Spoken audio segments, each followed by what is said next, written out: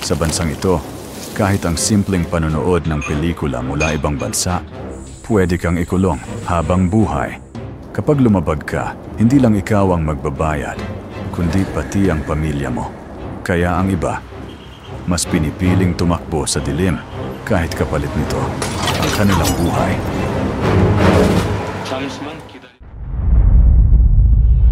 Sa North Korea, ang panonood ng foreign movies ay krimen. Isang binatilyo ang nahuli dahil sa USB na puno ng Korean drama. 3 henerasyon ng pamilya niya pinadala sa labor camp.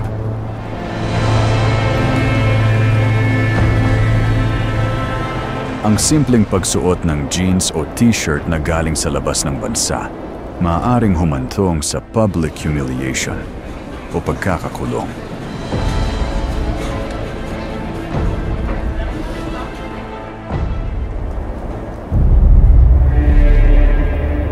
Kapag may state mourning, bawal ang tumawa. Isang lalaki ang nahuli sa simpleng pagngiti at hindi na muling nakita. Sa bansang ito, may mga bawal na kahit sa paningin natin, simpleng bagay lang. Pero sa kanila, pwede kang ikulong o mas malala. Bawal ang sariling hairstyle. May listahan lang ng haircut na aprobado ng gobyerno. Pagkakaroon ng Bible o religious materials, isa itong mabigat na krimen at pwedeng humantong sa death penalty. Pagkakaroon ng relihiyon na hindi aprobado ng Estado. Bakit bawal? Ang tanging pananampalataya na pinapayagan ay ang lubos na pagsamba sa mga pinuno ng bansa. Ang relihiyon ay nakikita bilang banta sa absolute power ng Kim regime.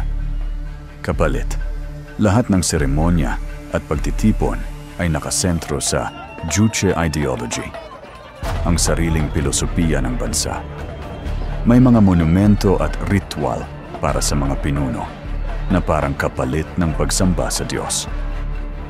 Pagkakaroon ng foreign books, music, or internet access, bakit bawal? Para mapanatili ang purity ng ideolohiya.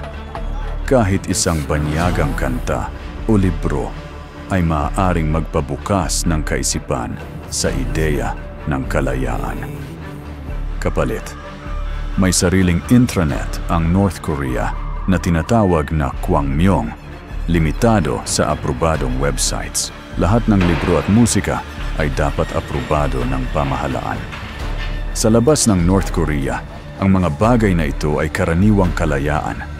Pero sa loob, ito ay banta sa kapangyarihan ng iisang pamilya. Sa bansang ito, walang lugar para sa sariling opinyon. Tanging ang tinig ng Estado ang maririnig. Sa North Korea, kahit simpleng bagay, pwedeng maging dahilan para mawala ka ng tuluyan. Kaya sa bansang ito, ang kalayaan, isang pangarap lang. Sa North Korea, tinatawag itong guilt by association. Kung ikaw ay nagkasala, pati pamilya mo hanggang sa apo mo, parurusahan.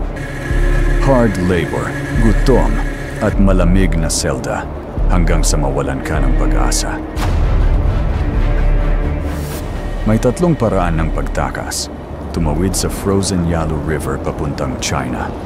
Dumaan sa mga tunnel na patagong inukit sa lupa o tumalon mula sa tren habang nasa border.